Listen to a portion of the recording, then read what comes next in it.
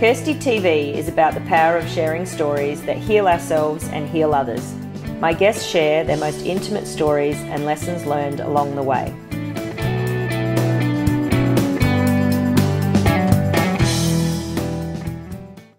Oprah hit the road in her Wildest Dreams Bus back in 2004 to make people's dreams come true.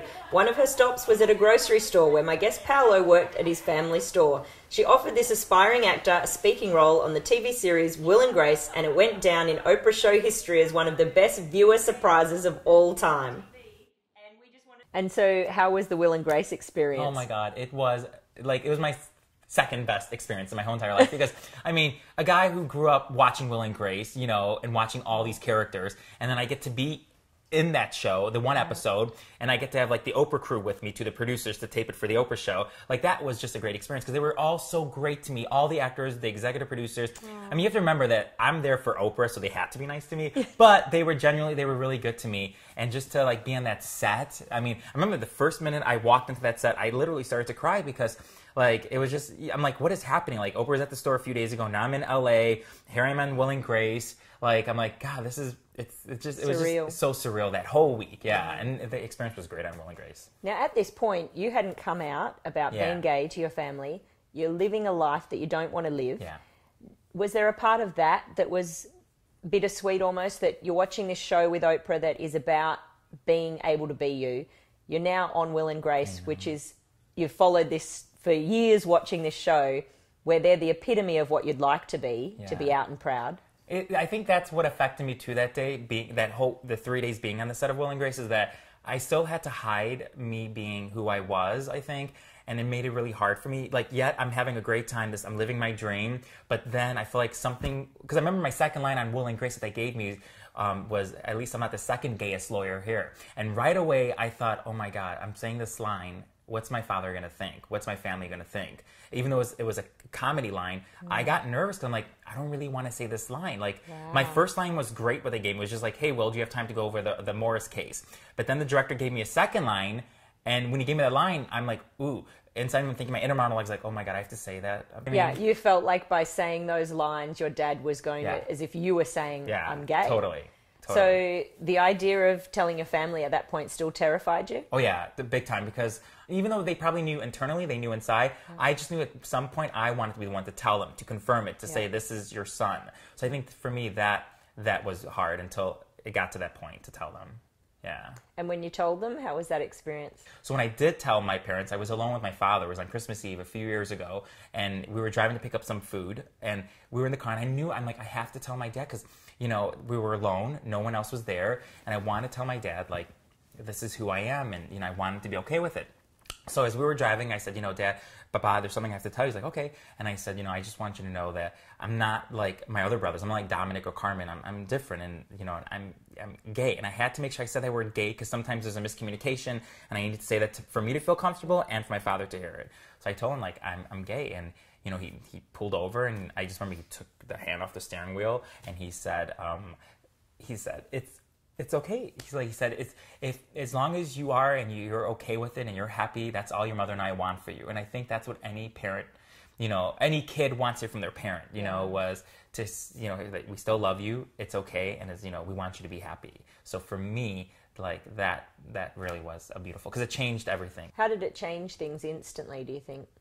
For me personally, I think it changed because I was able to be really me. It changed the direction of my life, my career. I got to do more things what I wanted to do, but it definitely made me feel closer to my parents, especially my father. Definitely. I mean, if you were to ask me this 5 years ago, are you going to tell your father? I would tell you, no, I can't tell my dad. But then when I see some other kid go through what I go through, I say, tell your parents. It's going to be okay. And they might not understand at first, but if my parents, who weren't born in this country and they're from Italy, and they can, like, I just saw them last week with my partner, and they accept me and they accept my partner, I'm telling you, it is the greatest joy ever inside, because they accept me and they love me for who I am, and I don't have to hide anymore. Well, and there were so many steps to that. So you were hiding who you were in terms of you were working in a grocery store when you didn't want to. Yeah. You were hiding who you were in terms of being gay and not being able to share that with your family. What do you think that did to you, or you lost, or you didn't have back then when you were being that person that was hiding so much? I definitely, I just think I just felt lost. I felt like I couldn't be me. Growing up, I didn't really have that many friends in school. And I felt very lost throughout grammar school, high school, definitely. Wow. And so the Oprah Winfrey Show changed your life in so many profound ways, on so many different levels. There was a recent aha moment for you in 2010. What was the episode that... It was on February 8th, 2010, I remember this, Oprah Winfrey had talked to 4 child molesters on the show. And literally it was the steps of what she was saying, what they go through, the kids who are being molested. And I dealt with it my whole life. Obviously I was molested by my teacher. It was in high school. It was my freshman year. I think that show, I just had my first aha that I could remember, that it told me that it wasn't my fault. Because I think that for all those years, growing up, I went through a lot. It was hard. But I think when I was watching that show, it was Monday. I remember the day was Monday. I was watching with Patrick, and I was watching, and I said, oh my God, I feel like they're talking to me. And I know a lot of people can relate to this. And I just said, oh my God, I think I finally got it, that my teacher knew that I was lonely, that, I had no friends. I just came out of special ed into these normal classes. So I think they know, and they it's like what Oprah says. The predator. Yes, and they know who to go to, who to target to. Yeah, the grooming, all the process of it. So I think that really did a lot to me. But since that day, knowing that I didn't do anything wrong, that was another thing, like, to just say, wow, like, I felt better about myself. I was able to love myself and forgive and understand the whole situation. And had you talked about the molestation with family or friends? You know what? I didn't with anyone until it was on Oprah Where They Now a few months ago, and that's when I ended up talking about it with my siblings and my parents. It's just hard to talk about that sometimes with my family, because it's never been brought up, and it didn't need to be bring up. I was going through things, but because that aired, I did talk to them, and I remember when that show was done. My mother texted me, and she just said, "We love you." So, yeah. So my mom, I remember that. So yeah, she loved it. So just I think hearing that made me feel really good about myself too. Because who doesn't want their love from their parents, and that's what I wanted. So yeah. I feel sad for the young man that had something horrible happen, that would even think that he wasn't worthy of love because of that. Yeah. And for all the other young girls and young boys that feel like that, I mean, you did nothing wrong, and to feel like someone might not love you because of it. Yeah, definitely. We need the Kleenex. I'm crying. Yeah. Okay. Thanks for making me cry. Thanks, sorry. Rude. At least we can laugh afterwards. I know.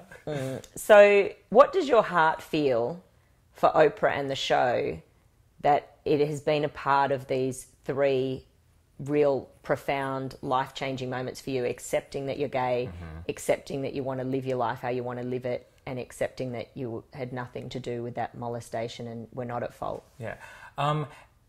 It's all of them. It's not just Oprah. It's everyone in that building at Harpo Studios and now at OWN. They gave me something that no one else gave me, that I didn't even learn from at school, with my family. So for me, that's why it's not just me being a fan of Oprah Winfrey. Like, who's not a fan of Oprah Winfrey? It's just, for me, it's just more in the heart, where I got this education that no one else gave me, that helped me grow to the person I am today. And for me, there's a place in my heart that it's just for them, just that I treasure, that I value so much. And that's why I have so much respect for everyone in that building. Wow.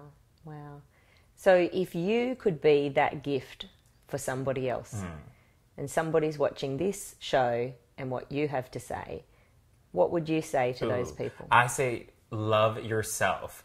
You have to love yourself. I went through a time where, I didn't love myself, or I went, just things were really complicated.